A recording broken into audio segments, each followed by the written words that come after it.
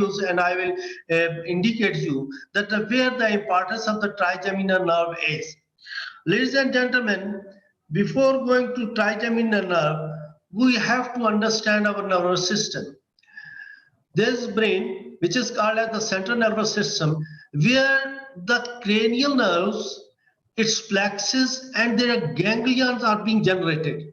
And all these ganglions, whether they are parasympathetic in nature or they are what you say sympathetic in nature, up to the level of the brain main stem, if there are any ganglions, they are inferior to that stem.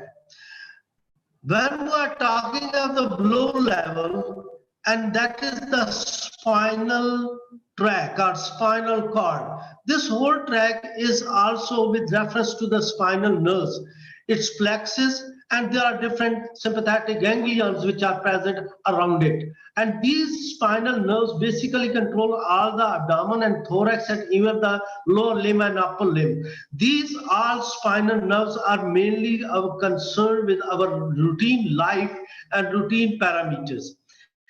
Then we are coming to the regions. Then these regions are the peripheral nervous system, which is called either PNS. Now we talk about the cranial nerves, neck, including the viscera. They are very much related to the central nervous system as well as to the stem of the brain. But when we are talking of the cranial nerves and plexus ganglions, these are basically involved the head and neck, thorax, abdomen, pelvis, including viscera and limbs. While the peripheral nervous systems have the different regions, which are head and neck region, we are saying the peripheral region of the thorax, abdomen, and all these things. These are the different regions. We divide them in the region. Now, when we are talking of the nervous system, these all nervous system includes the control of the skeletal muscle, control of the sensory structure, whether they are vision, whether they are listening, whether they are talking, whether they are sensation of the touch or heat and cold. These are sensory structure. These are being controlled by all our central system. These cardiac muscles, you know that the cardiac muscle are our permanent muscle, and they have to survive whole the year. There is no replacement of the cardiac muscle with us. So what the nervous system is there, it should be so strong enough that it should maintain the integrity of the cardiac muscle throughout life. Then is the secretory gland. Whether these secretory glands are present in our head and neck region, in our mandibular region like parotid gland, submandibular gland, sublingual gland, minor salivary gland. Then we are talking of the sebaceous gland inside. Then we are talking of the sebaceous gland throughout our body, sweat glands, and all these glands, lacrimal glands. These are glands, but whether they are intracranial like pituitary, like and extracranial like that are the gonads, that are the what you said related to whole body, that is gonadial glands. That this include steroid secreting as well. So your pancreas as well. So these all secretory glands are being controlled by our whole the nervous system, and we must be aware of that. This is just a concept of the nervous system which we have in our body, and this is just a small presentation. Now we look at the brain. Coming to the brain, and we see the anterior, middle, and posterior, and these three portions are being seated in the anterior cranial fossa, middle cranial fossa, and the posterior cranial fossa.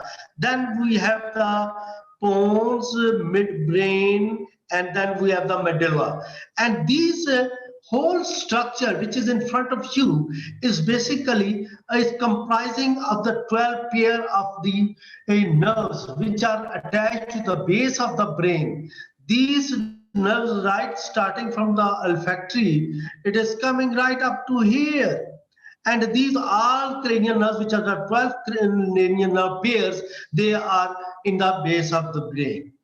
Now coming to their numbering, you see the first cranial nerve, that is olfactory is right there. Then we are coming second, third, fourth, fifth one, fifth two, fifth three. That is the what you say ophthalmic. Then you say maxillary. Then you say mandibular. Then we are coming to the sixth cranial nerve, seventh, that is facial nerve, then 8, 9, 10, 11, and right 12. These are cranial nerves. Their position is so wonderful that God Almighty has made these nerves according to their function and according to their structural organization at the base of the brain. People say that why the nerves has been placed at the base of the brain, why not at the superior level of the brain? Because the nerves which are being getting the conduction from whole of the face, whole of the area, whole of the chest and the neck and everything there has to be very safe. And the safe thing is that when any nerve is beside a platform, the platform is base of the skull. Base of the skull is right there as a platform. Now, you see, God has arranged one thing more. These are the fissures, these are the foramina, these are the entry and point and exit points of the nerves. And they are being engaged in these fissures, these foramina, and these points, so that whenever your brain moves, they are rightly struck in their proper structure. You know, footballers, they used to have this forehead expulsion of the ball, and sometimes you see the people are so strong that they hit their opponent by the head. So our head structure is every time moving right and left, up and down. And if your nervous system is not secure, you are going to have the interruption of your electronic transmission to very much structure which is they're being supplied or being received from them. So when we move more forward, we see that there are the nuclei. And what is happening right there? You see the midbrain, and after midbrain, we have the sensory nuclei. We are coming very close to our fifth cranial nerve. You see, we have the sensory nuclei, and these sensory nuclei are beside the motor nuclei. Any skeletal muscle which is getting the supply from the motor nucleus, it is being ordered by the motor nucleus to do the act according to the requirement. While the skin mucosa or the oral mucosa, which contain the sensory supply, it moves toward the sensory ganglion, whether it is parasympathetic ganglion, and it may be giving a dual action, giving and receiving back to the mucosa. This is the central point where the sensory ganglion transmit the impulses to required center. Then these are the different parasympathetic nuclei which are present, and they supply to the parasympathetic ganglion, which may be smooth muscle, with maybe the cardiac muscle, with maybe the gland and other musculature. Just giving you the concept of the supply, make this thing very important. You see, this is our fifth cranial nerve start, and that is our base at the pons, and from here you see it is going forward. But you see this separate branch just coming over to the mandibular area or mandibular branch.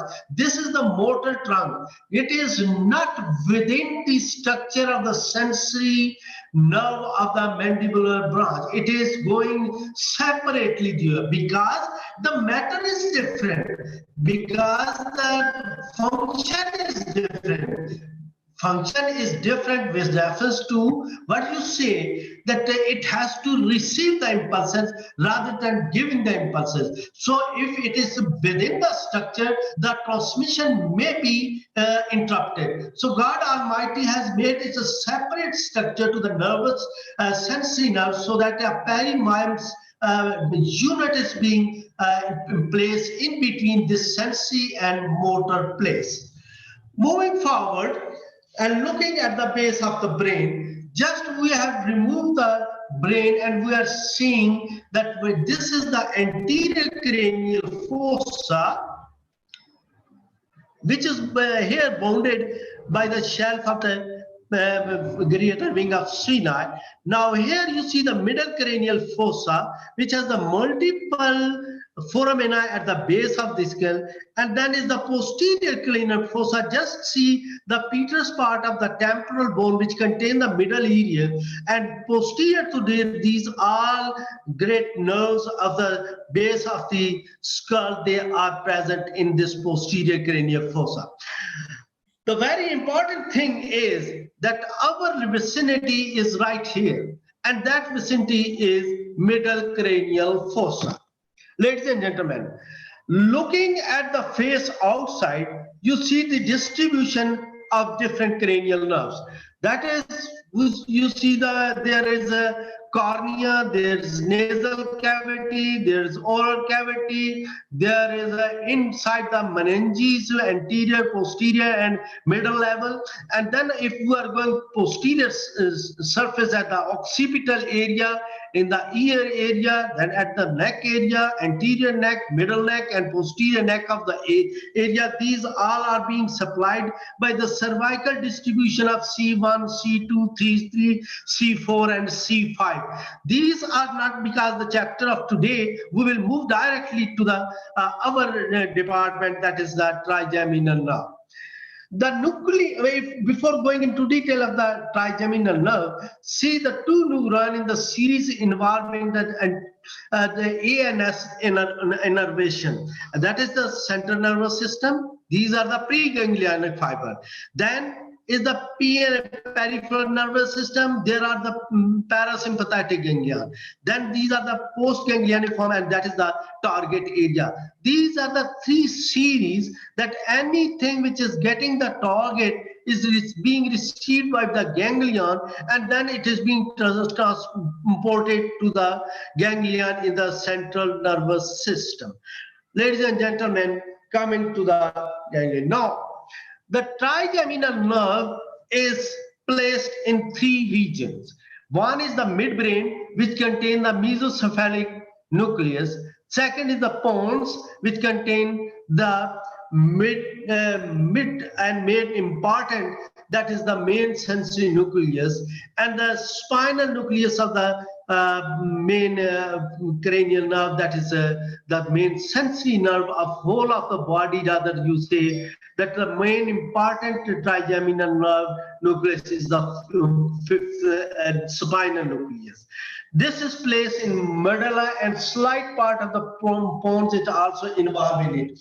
From here, these all branches, they receive the fibers from the trigeminal ganglion, and this portion from the trigeminal ganglion to the main sensory nuclei and spinal nucleus and mesocephalic nuclei. This is the, and all above is, these are the three postganglionic fibers, and this is a very simple picture. I have not given much detail of this picture, not to change the concept. Talking in the base of the brain, look at this, that preganglionic fibers are so small. Very small portion of the preganglionic fiber right emerge from here pons, and it move forward, as it is not a much distance from the pons to the ganglion. And here you see the main ganglion is present there, and there is the mandibular, there is the maxillary, and that is the ophthalmic. Now coming to the more detail of the placement of these three. You see, right in the petrous part of the temporal bone, which is right here, which contain the middle ear, the pons gives its main preganglionic fibers, and here it forms the ganglion, which is called as trigeminal ganglion or Gasserian ganglion.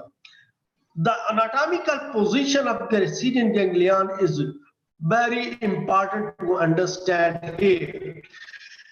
This ganglion basically reside on one elevation and two slopes. Its posterior portion is the slope of the petrous part right here, which is right here, it is coming above.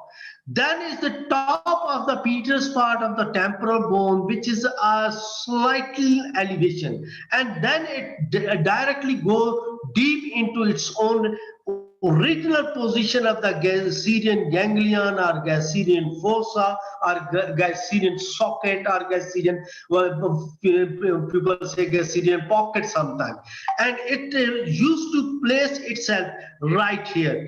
It is very nicely bounded.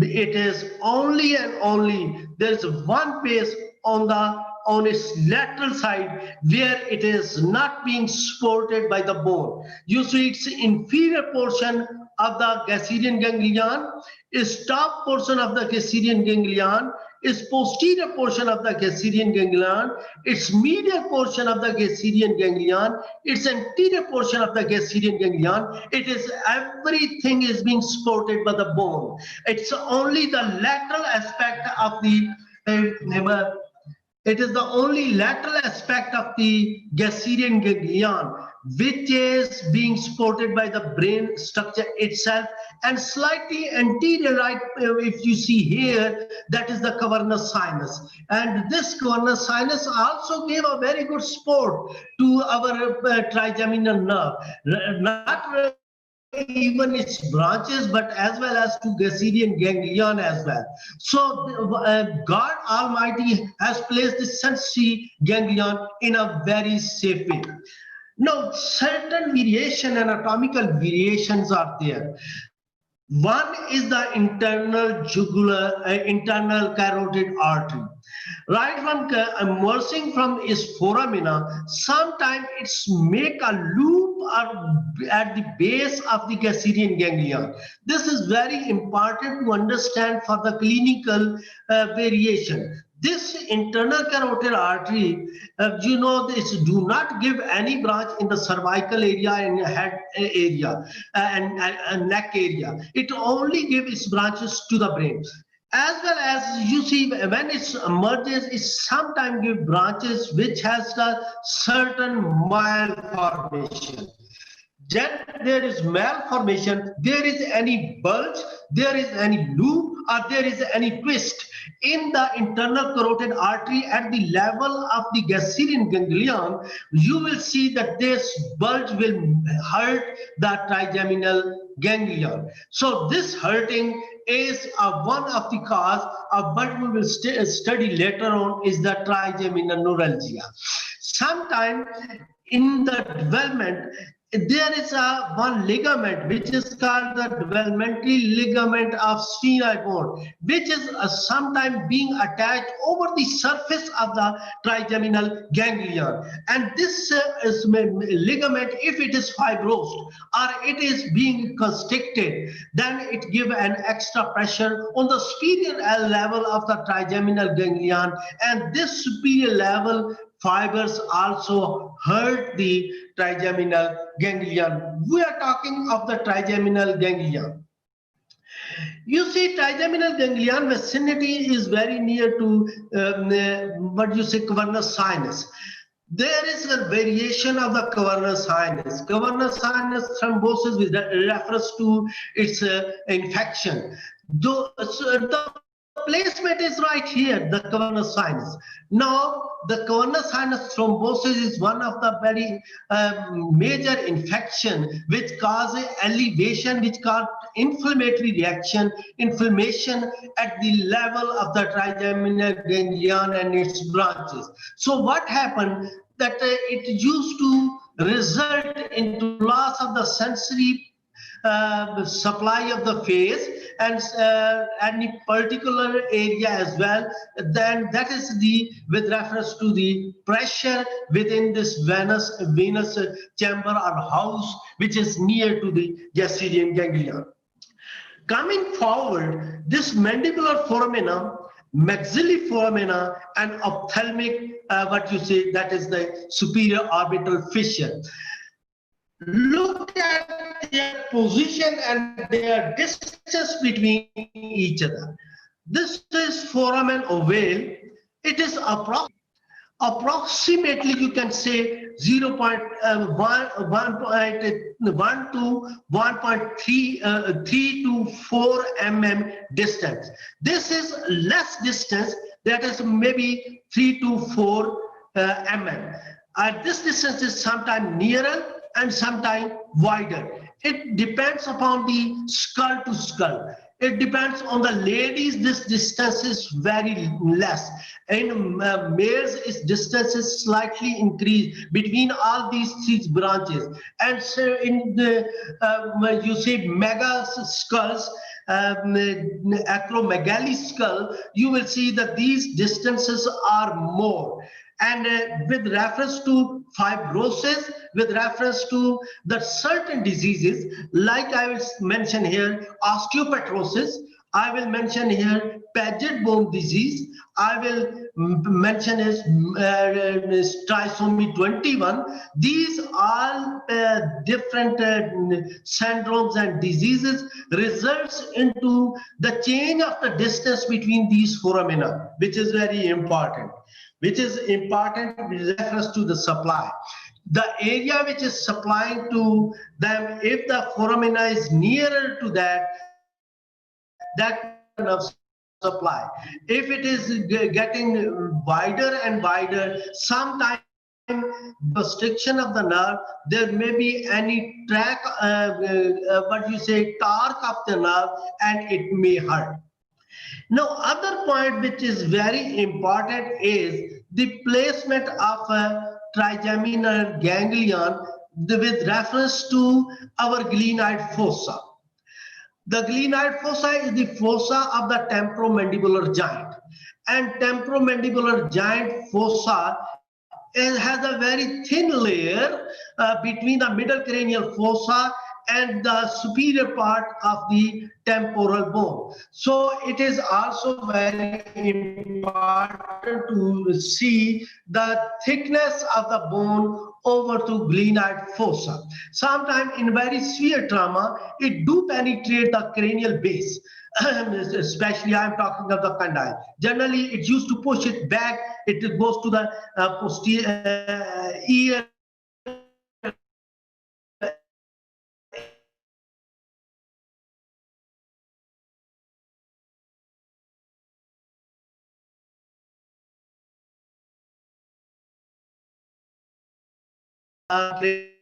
Cranial cavity.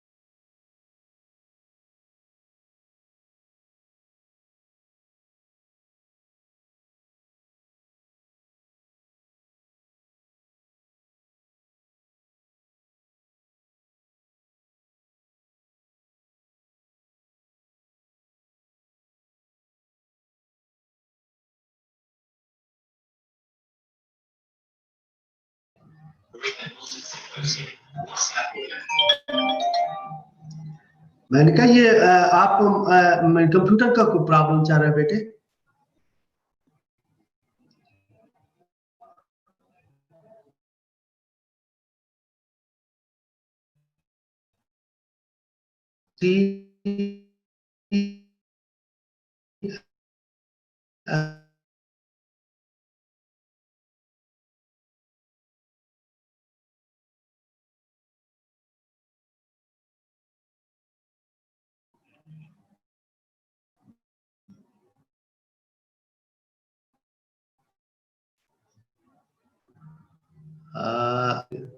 but I don't know.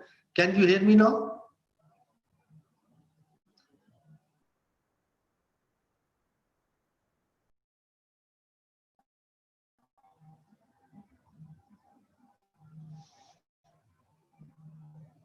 Acha. Can I continue now?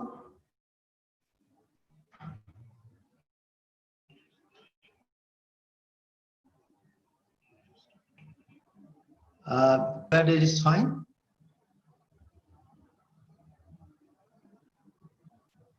Yes, fine. Can I continue? Yes, sir, you can continue now. Okay, thank you. Thank you very much. Sorry, everybody, with you know that this is a internet. It is not in my control. So because I am sitting in a periphery area, there the net area is also problem. So, ladies and gentlemen, we are talking about the trauma. Trauma, if there is any skull trauma, you have any meningeal problem, there is any trauma to the meninges, it may going to build the structure, it is going to build the structure over the hemisphere of the brain, and that is going indirectly to the base of the skull, and if it is towards this ganglion and towards these nerves, it is going to produce any type of sensory problem. Coming forward,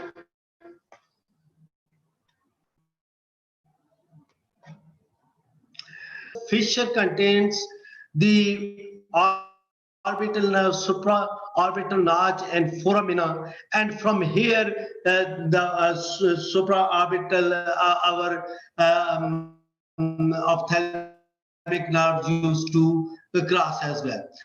Foramen rotundum, it contains the pterygopalatine fossa. It is present in pterygopalatine fossa. Inferior orbital fissure is beside it, and infraorbital foramina is nearer to it. Then is the foramen ovale, that is infratemporal fossa area. It leads to the mandibular canal reference and ends. The mandibular canal ends at the mental foramina. This is actually the distribution of the nerves following their foramina towards their end. Just for information,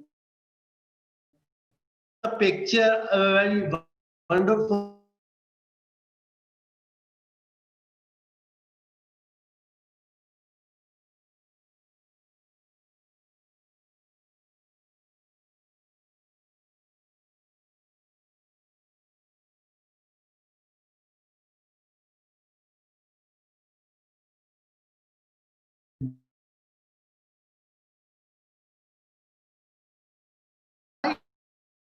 here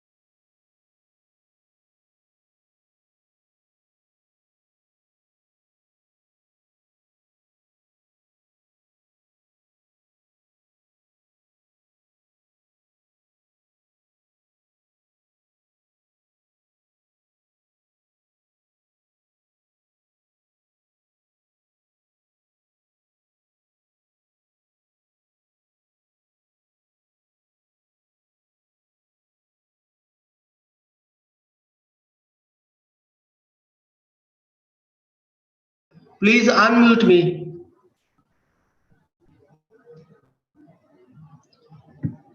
Everybody, I'm very sorry that we have problem here with the net, and this is repeatedly. Uh,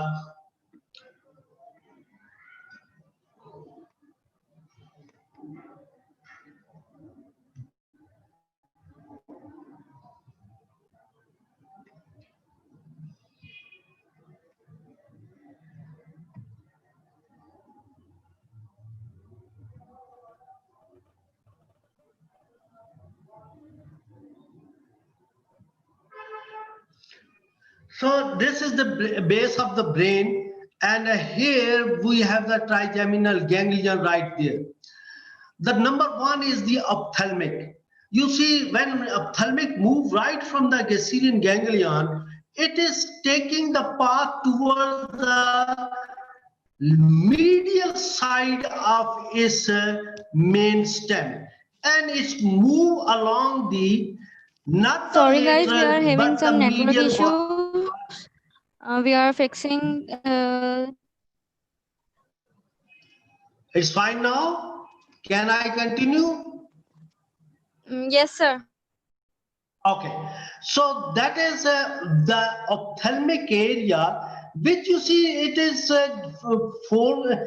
feeling a junk of the nerves right there. There is a orbital nerve. There is other nerve which is also used in nasociliary nerve is there.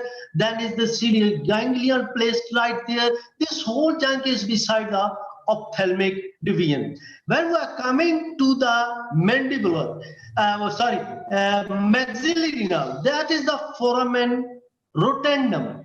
And from here, foramen rotundum, you see at once it's dropped down and it leaves the skull. And it, while it's leaving the skull, it is giving its branches. This is the maxillary nerve giving its branches in the palate and in the at the end. It's continue right there, and it is just entering to infraorbital area and going to enter into the interorbital fissure, then infraorbital canal and infraorbital foramina emerging in the face. When we are talking of what you say, foramen ovale, you see one vessel of the blood vessel is just going beside it. Then there is a motor nerve which is right here. This is the motor nerve which is coming out from the foramen ovale, and that is the mandibular trunk itself coming out. So this is the anatomy at the base of the skull.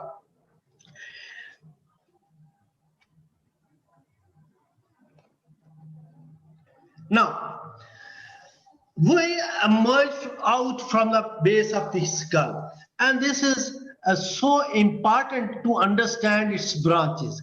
This is a very simple and very good picture to understand the branches of all these three divisions.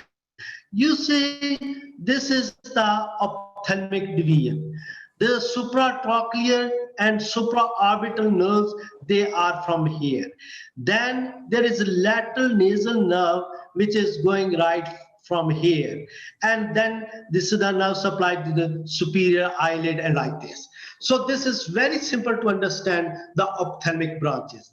Then we are coming to the maxillary branch. You see, this is the maxillary gland, this is the ganglion which is hanging here, and you see the lesser palatine nerve, greater palatine nerve, then anterior. You see anterior superior alveolar nerve, middle superior alveolar nerve, and anterior superior alveolar nerve. They are right supplying up to this area. Then the zygomatic branches, zygomaticofacial and zygomaticoctemporal temporal branch, which is right there.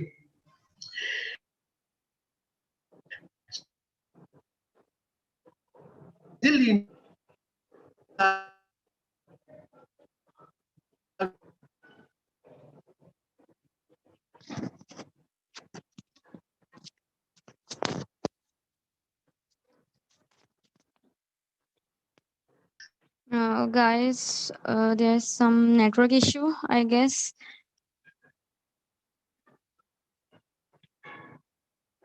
Please bear some moments. We are trying to fix them. For now, I would like to tell you that if you have any question, any inquiry regarding this session, you can ask at the end of the session.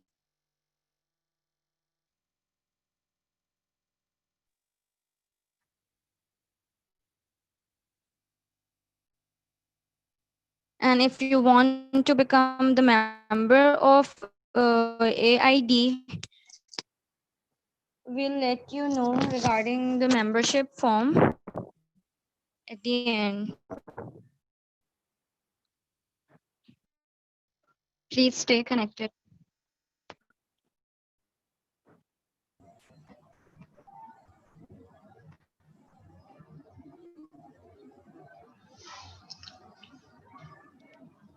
My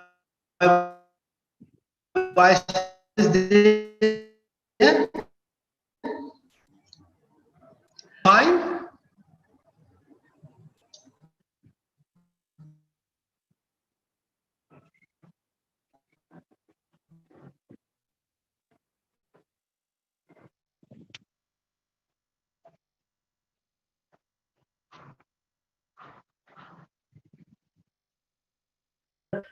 Stronger internet connection this time. I'm sorry that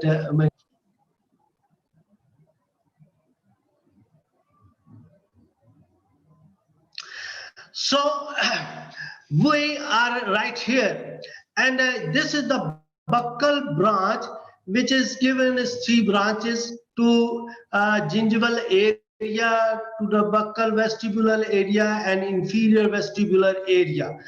Then we are coming to the lingual nerve. It is right here. It is supplying to the floor of the mouth and the lingual branches. Then we are coming to the inferior alveolar nerve, and this is supplying to all the teeth. Then it is coming from the mental foramina, and that is the incisive nerve, that is the superior labial and inferior labial, and these are the this is a mucosal, then inferior labial, and the vestibular branch, and that is the incisive branch. When we are coming to the branch right here, this is just you see, it is the nerve to mylohyoid muscle, and this is going to nerve to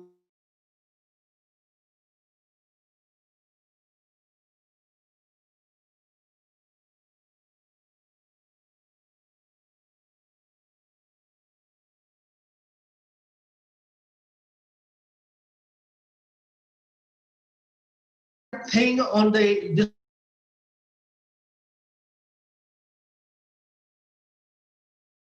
these 3 branches intermingle with each other at certain points. If we are talking of the ophthalmic, its boundaries ends it's here, and it starts is right at the tip of the nose. The inferior portion of the lateral wall of the nose and the inferior portion of the bridge of the nose is not being supplied by the ophthalmic, but the main superior part of the nose, forehead, upper eyelid, going a straight line to the canthus. Then from here it moves round above, and from the middle, and just here is the pterion, and from above to the pterion it just goes straight posteriorly, and just at the mid of the skull it ends its whole distribution.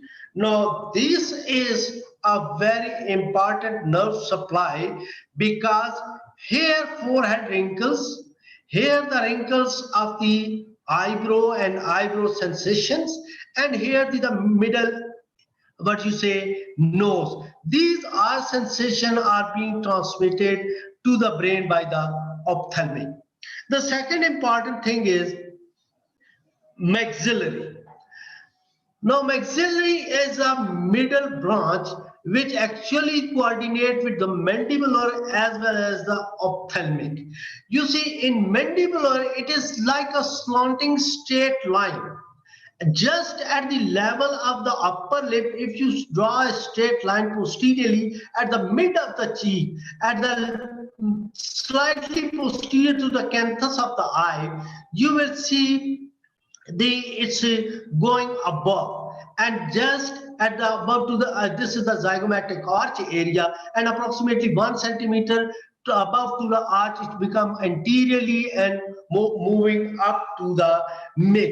It do not enter to the mid, but it just leave the certain portion of the where the ophthalmic branch is there, and then the anterior limit is right here up to the canthus of the lateral canthus of the eye, lower eyelid, and inferior portion of the nose and the ala, upper lip, whole of the upper lip, and then this whole area is being supplied by this important nerve.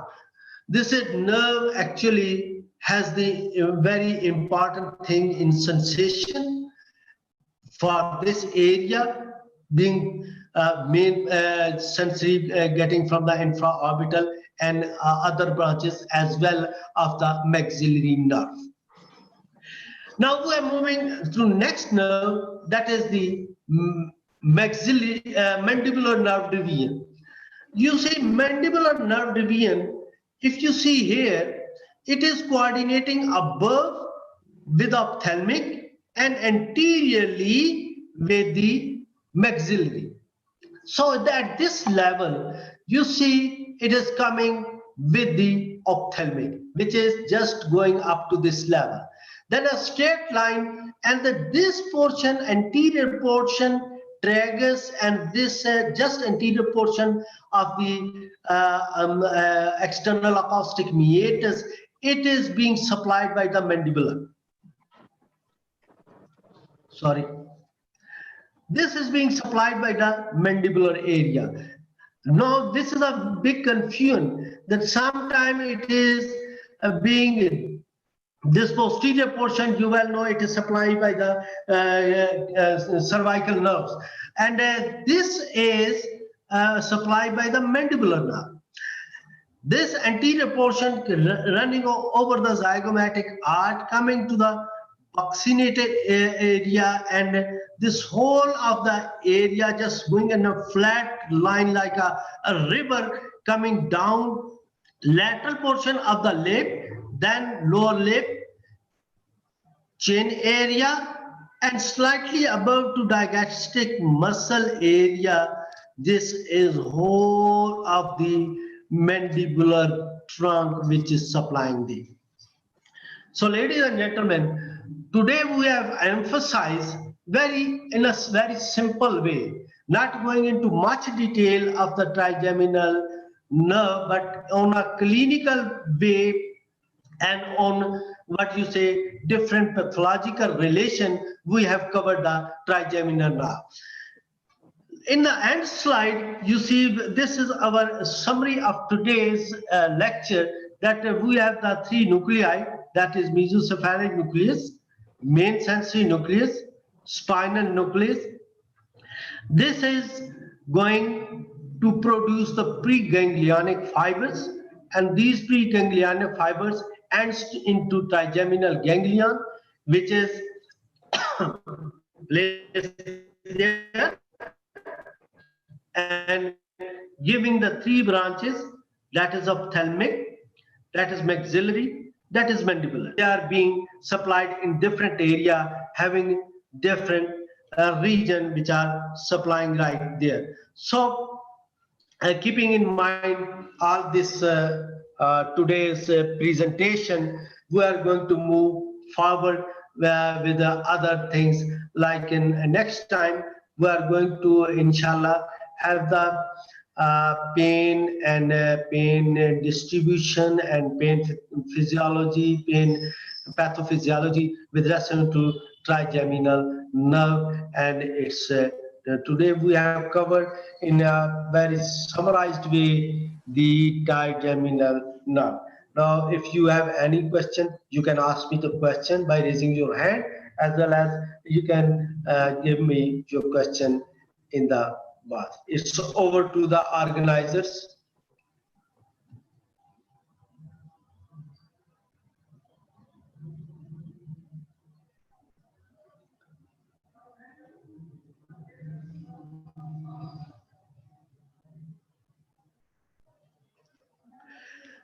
Any person who has question, he can ask by the raising the hand.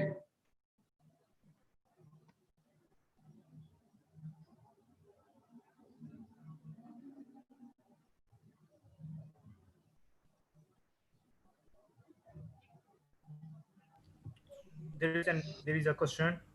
So diseases by foramen ovale. Kindly explain. Foramen whale has a big disease, that is the trigeminal, what you say, neuralgia. Developmental anomalies of foramen ovale is that it is due to developmental problems. Sometimes the foramen ovale is shrinking and it is hypercalcified, and there is sometimes a tubercle on the medial side of the foramen ovale is present, and this tubercle used to insert the pressure on the trigeminal nerve. Sometimes there is vascular malformation of this small meningeal branch, and this is very important to understand that if there is a person at the old age with hypertension, and there is more hypertension, then it is going to result into constant pulsation at the foramen ovale level, and that is going to get the demyelinization of the mandibular nerve at that area. And this is a second thing. Sometime in patients of the Paget disease, we are going to have the deossification of the foramen ovale first, and then there is the reossification of the foramen ovale. And when there is reossification of the foramen ovale, then we used to see that there is a big tubercle formation is there at the base of the foramen ovale, and that tubercle results into occlusion of the foramen ovale. Then that is related to many cranial skull foramina with reference to Paget disease, and that results into loss of the sensory sensation if it is going to hurt vital foramina like optic foramina, like there may be blindness with this, and that is the few anomalies with reference to foramen ovale diseases.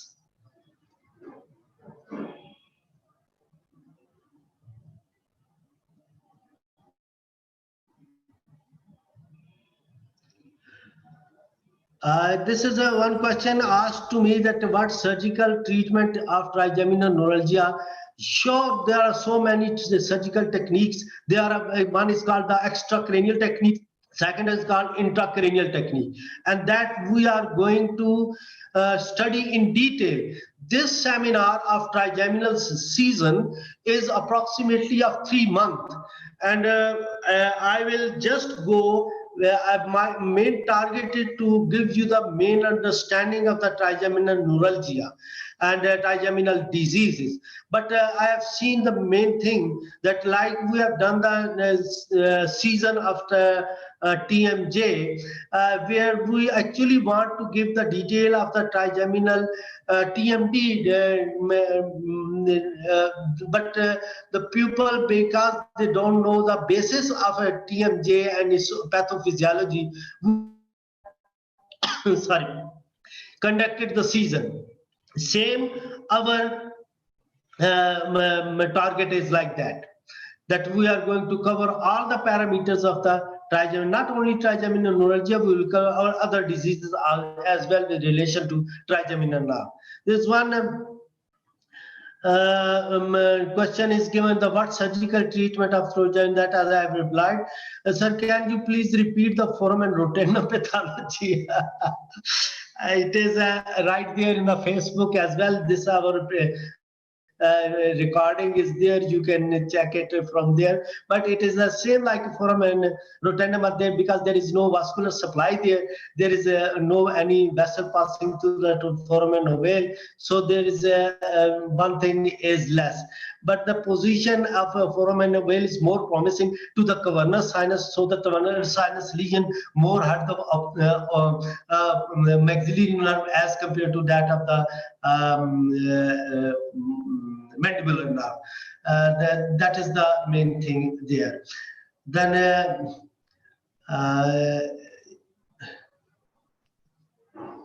I think that there is no any question I can say. Sign and symptom of trigeminal neuralgia. You will. This question is given to me, Abdul Salam. Salam, I have told you that we are going to cover all these things. Already, there are so many seminars are on the YouTube with reference to trigeminal neuralgia, but we are going to cover this in this season in much detail. Don't worry, we are going to give you the sign and symptoms of trigeminal neuralgia. It's no problem there.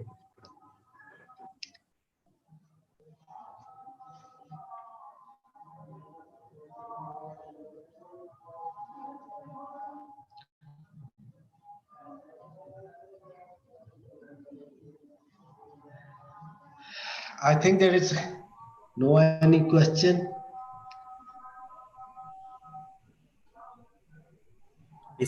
Assalamualaikum. Basically, this season was only about anatomy of trigeminal nerve. We will discuss everything in detail and in session wise. In part 2, we will discuss about pain and its pathophysiology. In part 3, orofacial pain and its types. And in part 4, diseases of trigeminal nerve. Definitely trigeminal nerve, trigeminal neuralgia. We will discuss their signs, symptoms, and then in part 6 and part 5, there will be trigeminal neuralgia on detailed treatment, their diagnosis, and everything with respect to that. But we have to move step by step from anatomy of trigeminal nerve. Thank you so much, Dr. Arshad. You have concised this anatomy. And if anyone has any question related to anatomy of trigeminal nerve, you can ask kindly. And further questions about anything else, definitely these will be dealt in another sessions as well. We have this season of trigeminal nerve on every Friday from 4 to onward. And I think that it will be easy that you write down the password and this what you say link. Side by side to this, I am going to inform you that every Saturday we have the seminar on every Saturday on oral radiology, and that seminar will be at 7. Tomorrow we are going to have the introduction of oral radiology, and inshallah we will continue with oral radiology, that is periapical radiograph, OPG. Then we will go for the CAT cam, then we will go for the CT scan, and at the end that is MRI. This season of oral radiology is also being organized by the Association of International Association of Dentistry as well, and by all the dental associations like Pakistan Dental Association Chakwal, Pakistan Dental Association Gujranwala, Pakistan Dental Association Faisalabad. It is very much honored that this whole program is being sponsored and being mediated by Dental News Pakistan, and we are thankful to the its editor and its organizer, especially Mr. Hashim and Mr. Irfan, that they are sending this by the live on the Facebook as well as to the YouTube as well. So International College of Dentists is spreading it to their own channel. This is not the link which they have used for their, they have the separate link which we have sent to them. And this link is being circulated on 133 countries. and I was looking at International College of Dentists, and it is 3,200 participants. They are listening to this webinar right on the panel of the International College of Dentists. And I'm thankful to all the participants from Pakistan, and especially I'm thankful to the members of AID, International College of Dentists, to all the association which are participation, and especially the dental news. Thank you very much. Inshallah, see you on tomorrow. If you have the time, you must get the link of oral radiology. From tomorrow, we are going to start the oral radiology as well. Thank you very much. Thank you so much, Dr. Arshad. And thank you everyone who have joined. And there was a question about quiz and our Facebook page. We have our Facebook page as well, on which you will be updated regularly. www.facebook.com/aid.dentistry. It is a very simple link, and you can join it and follow it. The question about quiz is basically we will conduct quiz after whole session. Like after part 6 we will conduct a quiz, and on that basis we will give you all certificates. Thank you so much everyone. Thank Thank you. you so Very much, Dr. senior Arshad. people, very senior dental surgeon. I will look. I don't know the faces, but I'll see the lady, very respectful lady to me, and she was listening to my lecture throughout the session. I am thankful to you, lady, as well, and to all the participants. They have taken pain to listen to me. Thank you very much. Thank you so much. Take care everyone.